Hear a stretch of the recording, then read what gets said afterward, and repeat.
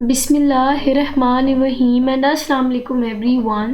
कैसे हैं आप सब? खुश हैं? अल्लाह पाक आपको खुश रखे, आबाद रखे, ऐसे ही हंसता मुस्कुराता रखे। My name is Rifa Jahan. Welcome back to my YouTube channel learning with Rifa Jahan. So before we start our today's topic, आप सबसे गुजारिश है कि जिन्होंने अभी तक मेरे चैनल को सब्सक्राइब नहीं किया तो जल्दी से जाओ चैनल को सब्सक्राइब करें और हाँ, बेल आइकन को प्रेस करना ना भूलिएगा, जिससे ये होगा कि इस चैनल रिलेटेड जितनी भी न्यू अपडेट्स होंगी वो बर वक्त आप तक पहुंच जाएंगी। चलिए जी टॉपिक की तरफ आते हैं। जैसा कि आप अपनी स्क्रीन पे देख सकते हैं कि आज जो हमने टॉपिक डिस्कस करना है, basically this is the last topic of this chapter. अल्हम्दुलिल्लाह इस टॉपिक के बाद हमारा ये चैप्टर ख़त्म हो जाएगा। अच्छा, इसके बाद मैं आपके साथ एक लास्ट लेक्चर वीडियो शेयर करूँगी इस चैप्टर रिलेटेड, जिसमें मैं आपके साथ इस पूरा चैप्टर रिलेटेड जितने भी इंपॉर्टेंट MCQs होंगे वो आपके साथ शेयर करूँगी, so that paper point of view से आपके जितने भी इस चैप्टर रिलेटेड MCQs होंगे उसकी बहुत अच्छे से तैयारी हो जाएगी। टॉपिक की बात करें तो आज हमने टॉपिक डिस्कस करना है, basically this is the oxidative phosphorylation. ठीक है, आज हम डिस्कस करेंगे ऑक्सीडेटिव फॉस्फोराइलेशन। आपको पहले भी पता है फॉस्फोराइलेशन कहते हैं ATP की सिंथेसिस, और ऑक्सीडेटिव फॉस्फोराइलेशन का मतलब होता है कि ऑक्सीजन की मौजूदगी में ATP की सिंथेसिस। ठीक है, अब आपको पता है कि बेसिकली मैंने आपको पहले इंट्रोडक्शन में कहा था कि अगर हम बायोएनर्जेटिक्स की बात करें तो इसमें बेसिकली इस चैप्टर रिलेटेड हम ये डिस्कस करेंगे कि एक एनर्जी फॉर्म दूसरी एनर्जी फॉर्म में कैसे कन्वर्ट होती है। ठीक है, सो इस रिलेटेड हमने दो इंपॉर्टेंट इसकी एग्जांपल्स डिस्कस की थी। Number one photosynthesis, other one is respiration. Photosynthesis हमने डिटेल से डिस्कस कर ली थी। उसके बाद अब जो हम सेकंड इसका पोर्शन डिस्कस कर रहे हैं दैट इज द रेस्पिरेशन।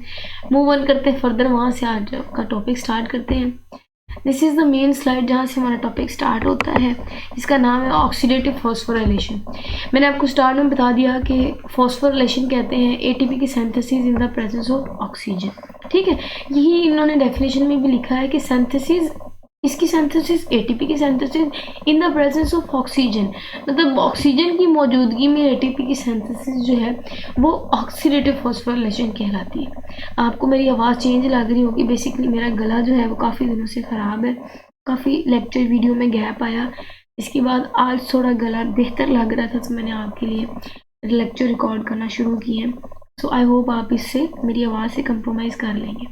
चलो जी, मैं कोशिश करूँगी कि मैं क्लियर बोलने की कोशिश करूँ। मेरे गले की कंडीशन बहुत सवेर हद तक डिस्टर्ब है। चलो जी, यानी मैं सेकेंड इसका पॉइंट डिस्कस करते हैं, that is an already described ATP is formed in 3 steps of respiratory chain.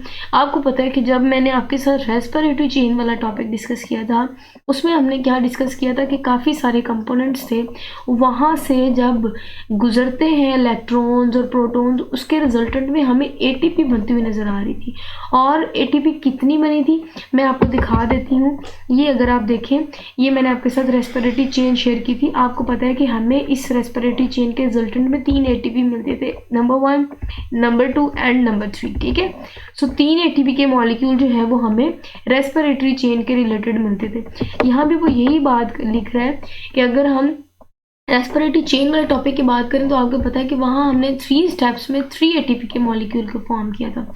अच्छा, ऑक्सीडेटिव फॉस्फोराइलेशन की बात करें तो ऑक्सीडेटिव फॉस्फोराइलेशन में बेसिकली हमने ATP की सिंथेसिस ही तो करवानी है, और ATP की सिंथेसिस की बात करें सो फॉस्फोराइलेशन का इस रेस्पिरेटरी चेन के साथ बहुत बड़ा लिंक है। मतलब आपको पता है कि अगर हम इसके स्ट्रक्चर की बात भी करें तो इसमें भी हमने स्ट्रक्चर वाइज देखा था कि कैसे ATP के 3 मॉलिक्यूल हमें मिलते थे। कहते हैं कि ये जो ऑक्सीडेटिव फॉस्फोराइलेशन का प्रोसेस है इसका भी बहुत ज़्यादा हद तक कनेक्शन है रेस्पिरेटरी चेन के साथ। ठीक है, चलिए अब ये जो सारी की सारी मैंने बातें आपके साथ की हैं वो मैं इक्वेशन की फॉर्म में आपके साथ शेयर करती हूँ। ठीक है, अच्छा यहाँ इस तरफ जो है वो आप देख सकते हैं, ये जो है ये रिएक्टेंट्स हैं। ठीक है, और एरो की दूसरी तरफ प्रोडक्ट्स हैं। कहते हैं कि जैसा कि आपको पता है कि अगर मैं आपके साथ रिवाइज करवाऊँ रेस्पिरेटरी चेन में होता क्या था कि ये जो NADH है, ठीक है, ये इलेक्ट्रॉन देता था और इलेक्ट्रॉन देने के बाद ये कन्वर्ट होता था NAD में। ठीक है, और यही NAD हमने कहा था कि यहाँ हमें बाय प्रोडक्ट के फॉर्म में मिलता है। अब ये जो प्रोटॉन्स थे ना, ये जो रिलीज हुए, ये प्रोटॉन्स इस चेन में से गुजरेंगे।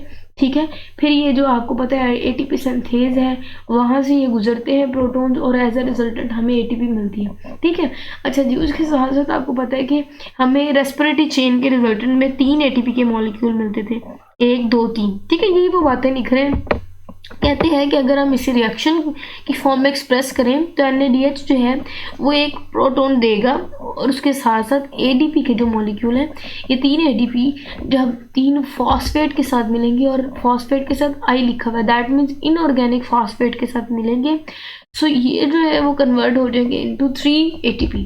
ठीक हो गया। अच्छा, अब आप अगर गौर से देखें तो ये सारे का सारा रिएक्शन जिसमें ये ATP की सिंथेसिस हो रही है, ये हो रही है in the presence of oxygen. That means कि ऑक्सीजन की मौजूदगी में ATP का बनना ऑक्सीडेटिव फॉस्फोरिलेशन कहलाता है और यही तो हमारा टॉपिक है। ठीक है, आप देखा होगा कि जब ADP के मॉलिक्यूल 3 फॉस्फेट्स के साथ मिलेंगे और वो फॉस्फेट भी कौन सी इनऑर्गेनिक फॉस्फेट के साथ मिलेंगे, तो ये जो ADP है फॉस्फेट के साथ मिलने के बाद कन्वर्ट हो जाएगा इनटू ATP। हमें मिल गई ATP, लेकिन ये ऑक्सीजन की मौजूदगी में होगा, इसीलिए हम इसको ऑक्सीडेटिव फॉस्फोराइलेशन बोलते हैं। ठीक हो गया। अच्छा, इसमें हमने कहा था कि ये प्रोटॉन हम दे देते हैं जो उस रेस्पिरेटरी चेन से गुजरते हैं। ठीक है, और उसके बाद ऑक्सीजन, ये प्रोटॉन ये ऑक्सीजन के साथ मिलेगा और आपको पता है कि वाटर मिलेगा। समझ आ गई? ऑक्सीजन और ये प्रोटॉन मिले, हमें वाटर मिला, और ये जो NaDH है जहाँ से ये हाइड्रोजन एटम निकला था ये कन्वर्ट हो जाएगा इनटू NaD। सारे के सारे आपको रिएक्शन समझ आ गया, यही सारे का सारा प्रोसेस है ऑक्सीडेटिव फॉस्फोराइलेशन का। ठीक हो गया। मूव ऑन करते हैं फर्दर, वहाँ से हम अपनी सेकेंड स्लाइड को डिस्कस करते हैं। तो this is the second slide of our lecture video. अगर हम इस स्लाइड की बात करें तो इसमें हमने कुछ इन्फॉर्मेशन और डिस्कस करनी है ऑक्सीडेटिव फॉस्फोराइलेशन में। अच्छा, पहले पॉइंट की बात करें तो पहले पॉइंट में बेसिकली हमने इसका रिलेशन देखना है ऑक्सीडेटिव फॉस्फोराइलेशन का रेस्पिरेटरी चेन के साथ। कहते हैं कि ये दोनों जो है प्रोसेसेस लिंक्ड होते हैं। ठीक है, रेस्पिरेटरी चेन और जो ऑक्सीडेटिव फॉस्फोराइलेशन इनका बहुत रिलेशनशिप है, ये आपस में लिंक्ड है। ठीक है, उसके साथ साथ इनमें काफ़ी सारी कॉमन चीज़ें हैं। वो कॉमन चीज़ें ये हैं कि अगर हम ऑक्सीडेटिव फॉस्फोराइलेशन और रेस्पिरेटरी चेन की बात करें तो ये दोनों जो प्रोसेसेस हैं ये माइटोकॉन्ड्रिया की इनर मेम्ब्रेन में हो रहे होते हैं। ठीक हो गया।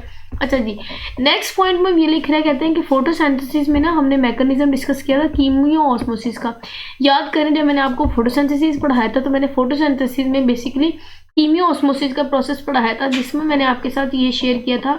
कीमियो ऑस्मोसिस का मतलब होता है हायर कंसंट्रेशन से लोअर कंसंट्रेशन में प्रोटॉन्स का मूव करना, और वो प्रोटॉन जो है वो ATP सिंथेस से होते हुए गुजरना और फिर ATP का बन जाना। ठीक है, तो ये जो है था ये कोई कीमियो ऑस्मोसिस कहलाता था। अच्छा जी, कीमियो ऑस्मोसिस में हमने देखा था कि कीमियो ऑस्मोसिस के प्रोसेस से फोटोसिंथेसिस में जो इलेक्ट्रॉन ट्रांसपोर्ट चेन है वहाँ से इलेक्ट्रॉन्स और प्रोटॉन्स का गुजरना और उसके रिजल्टेंट में हमें ATP का मिलना, ये था। अच्छा जी, ये सेकंड पॉइंट में उन्होंने रिलेट करवा दिया कि ये ना सिर्फ फोटोसिंथेसिस में हो रहा था कीमियो ऑस्मोसिस का प्रोसेस जिसके रिजल्टेंट में हमें ATP मिलती थी, बल्कि उसके साथ साथ ये प्रोसेस हमें रेस्पिरेशन में भी देखने को मिलता था। अच्छा, नेक्स्ट पॉइंट में ये लिखा हुआ है कि अगर हम ऑक्सीडेटिव फॉस्फोराइलेशन की बात करें, ऑक्सीडेटिव फॉस्फोराइलेशन में भी बेसिकली यही प्रोसेस देखने को मिलता है जिसको कीमियो ऑस्मोसिस बोलते हैं। मतलब कि इसमें भी हम देखेंगे मूवमेंट, किन की मूवमेंट्स, प्रोटॉन्स की मूवमेंट। ठीक है, जैसे उसमें हमने देखा था कि हायर कंसंट्रेशन से लोअर कंसंट्रेशन में प्रोटॉन्स मूव हो रहे थे। ठीक है, अच्छा जी, यहाँ भी कहते हैं कि हम मूवमेंट देखेंगे, यहाँ भी पंपिंग देखी जाती है प्रोटॉन्स की। ठीक है, और वो पंपिंग कहाँ से कहाँ देखी जाती है। अच्छा, अब आपको पता है कि ये जो ऑक्सीडेटिव फॉस्फोराइलेशन है, ये एक तो आपको पता है कि इनका जो स्ट्रक्चर है ये माइटोकॉन्ड्रिया की इनर मेम्ब्रेन क्रिस्टी में इम्बेडेड होता है।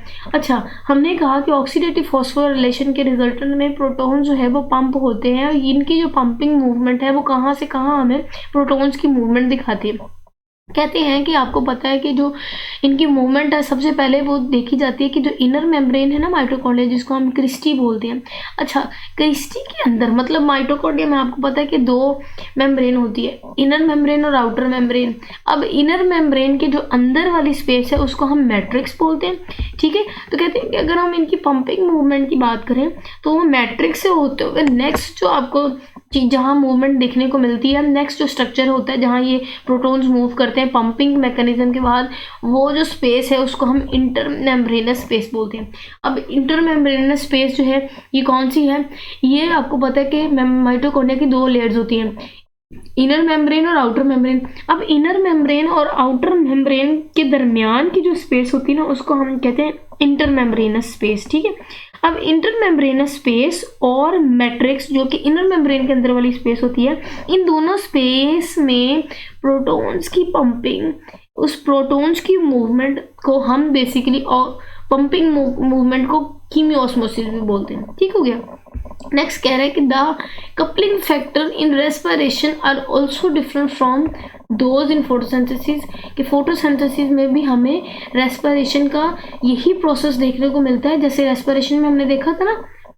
नेक्स्ट पॉइंट वो ये लिख रहा है कि क्या जैसे हमने रेस्पिरेशन में अभी ये देखा ना कि पंपिंग मूवमेंट होती है प्रोटॉन्स की और वो जो है वो रिस्पॉन्सिबल होती है एटीपी के सिंथेसिस में, यही कहते हैं कि बात फोटोसिंथेसिस के लिए भी एप्लीकेबल है, क्योंकि फोटोसिंथेसिस में भी हमने देखा था कि कैसे एटीपी की सिंथेसिस हो रही थी प्रोटॉन्स की मूवमेंट के बाद। लेकिन ये दोनों को जो दोनों प्रोसेस हैं थोड़े बहुत डिफरेंट है आपस में। ठीक हो गया। नेक्स्ट पॉइंट डिस्कस करना है that is coupling factor. Coupling factor की बात करें तो ये बेसिकली प्रोटीन होती है। अब ये प्रोटीन है जो कि रिस्पॉन्सिबल होती है ना सिर्फ एटीपी की सिंथेसिस करवाने के लिए बल्कि माइटोकॉन्ड्रिया में जो मौजूद फॉस्फोराइलेटिंग एबिलिटी है ये उसको स्टोर करती है।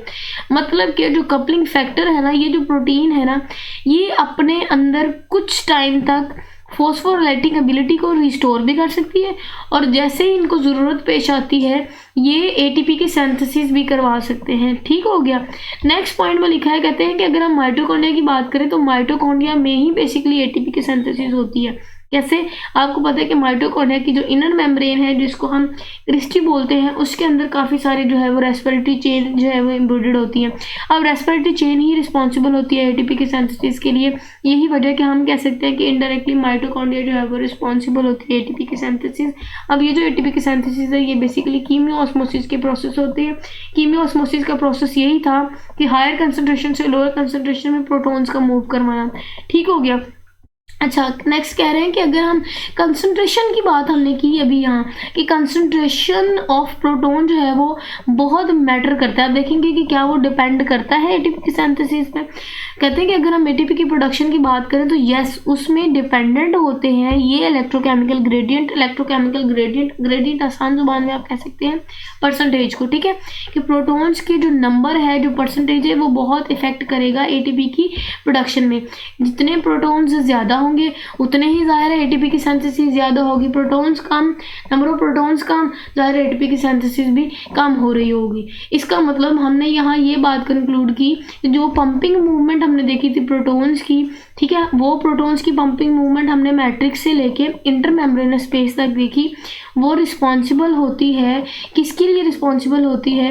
वो ऑक्सीडेटिव फॉस्फोराइलेशन या जिसको कह सकते हैं एटीपी की सिंथेसिस के लिए रिस्पॉन्सिबल होती है। और एटीपी की सिंथेसिस हमने कहा अगर ऑक्सीजन की प्रेजेंस में हो रही होती है तो उसको हम ऑक्सीडेटिव फॉस्फोराइलेशन बोलते हैं। ठीक हो गया। So this is all for today. यही था हमारा आज का लेक्चर। आई होप आपको बहुत अच्छे से समझ आई होगी। अगर आपने इससे रिलेटेड कुछ क्वेश्चन पूछने हो तो बिला झिझक आप कमेंट सेक्शन में पूछेगा। अल्हम्दुलिल्लाह ये हमारा लास्ट टॉपिक था इस चैप्टर रिलेटेड। हाँ, लेकिन इसके बाद मैं आपके साथ एक लेक्चर वीडियो ज़रूर शेयर करूँगी इस चैप्टर रिलेटेड, जिसमें मैं आपके साथ इस चैप्टर के तमाम इंपॉर्टेंट MCQ शेयर करूँगी आंसर्स के साथ, सो दैट आपकी तैयारी अच्छी हो जाए। आई होप आपने मेरी आवाज़ के साथ कंप्रोमाइज़ किया होगा। मेरी थोड़ी हेल्थ डिस्टर्ब है। मैं उम्मीद करती हूँ कि नेक्स्ट इंशाल्लाह जब मैं लेक्चर रिकॉर्ड करूँगी तो मेरी तबीयत भी बेहतर होगी और मेरी आवाज़ भी बेहतर होगी। चलते रहे, अपना बहुत सारा ख्याल रखिएगा, अपने लिए भी दुआ कीजिएगा, मेरी सेहत के लिए भी दुआ कीजिएगा। इंशाल्लाह नेक्स्ट मुलाकात होती है। Till then stay connected and अल्लाह हाफिज़।